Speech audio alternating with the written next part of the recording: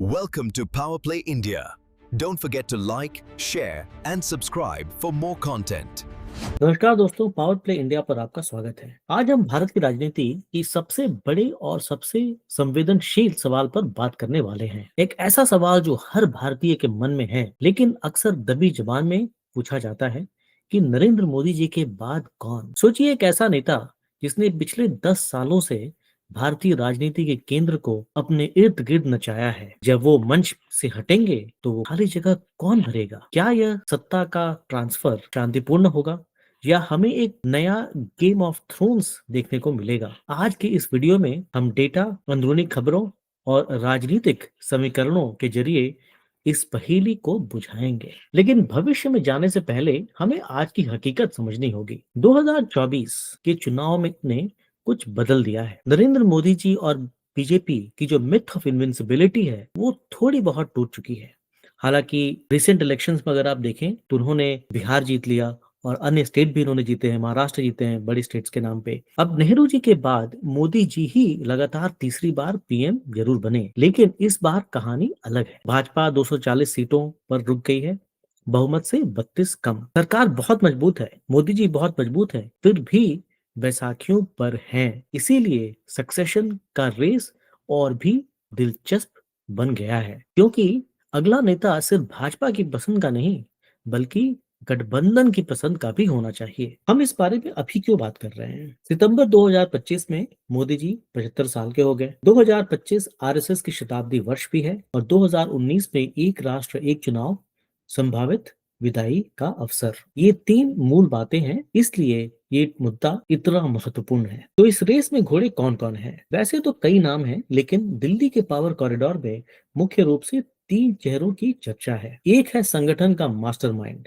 दूसरा है जनता के दिलों पर राज करने वाला हिंदुत्व का फायर ब्रांड, और तीसरा है जो जिसे हर कोई पसंद करता है। आइए एक एक करके इनकी ताकत और कमजोरियों का पोस्टमार्टम करते हैं। तो पहला नाम है अमित शाह। इन्हें मोदी जी का दायां हाथ नहीं बल्कि परछाई कहा जाता है। आर्टिकल 370 हटाने में या सीएए लाना सरकार के सबसे बड़े फैसले इन्हीं की कलम से निकले हैं। तो इनके प्रोज में क्या है? तो एडवांटेज अमित शाह जी, संगठन पर इतनी पकड़ है, लोहे जैसी मजबूत है। ये वो चाणक्य हैं जो चुनाव जिताना जानते हैं।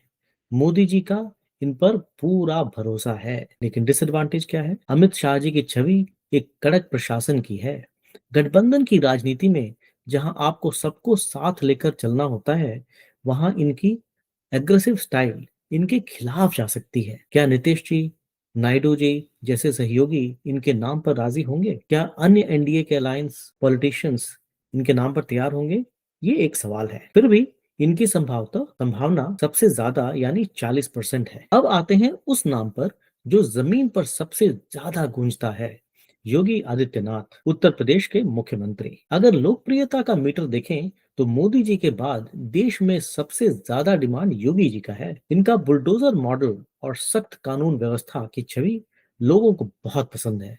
ये हिंदुत्व के पोस्टर बॉय है। लेकिन दिल्ली की गद्दी लखनऊ से थोड़ी दूर है। योगी जी की कट्टर छवि गठबंधन के सहयोगियों जैसे चंद्रबाबू नायडू को डरा सकती है, और दिल्ली के पावर सर्कल में भी एक आंतरिक खींचतान की चर्चा अक्सर होती रहती है। क्या पार्टी का शीर्ष नेतृत्व यानी हाईकमांड इन्हें उतनी आसानी से गद्दी सौंपेगा? इसलिए रेस में होते हुए भी इनकी संभावना करीब 30% है।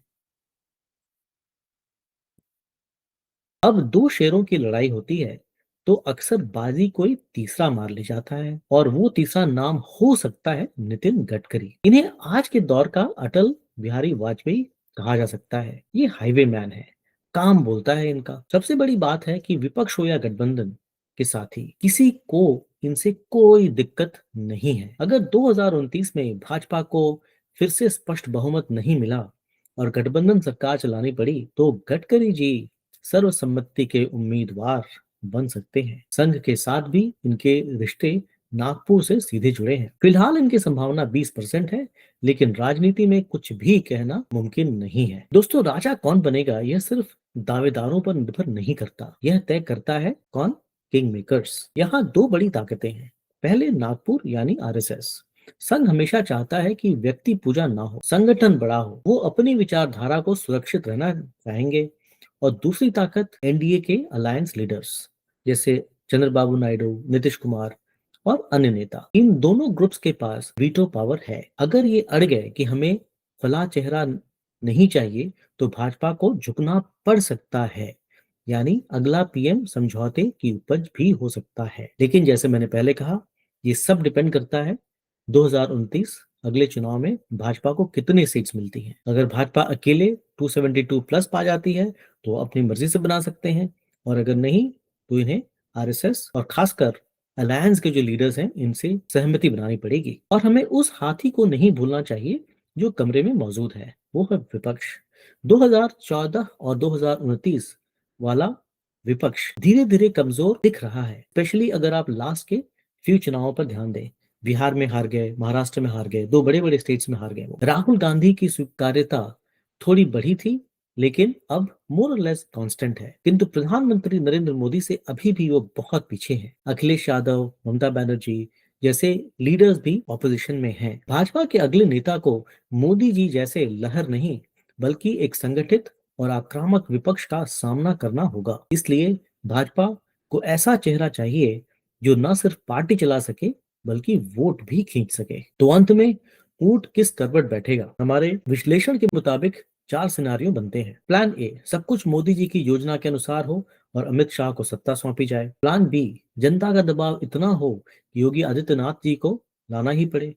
प्लान सी, अगर भाजपा को 272 सीट से कम मिलते हैं तो गठबंधन की मजबूरी में गडकरी या राजनाथ सिंह जैसा कोई शांत चेहरा आए।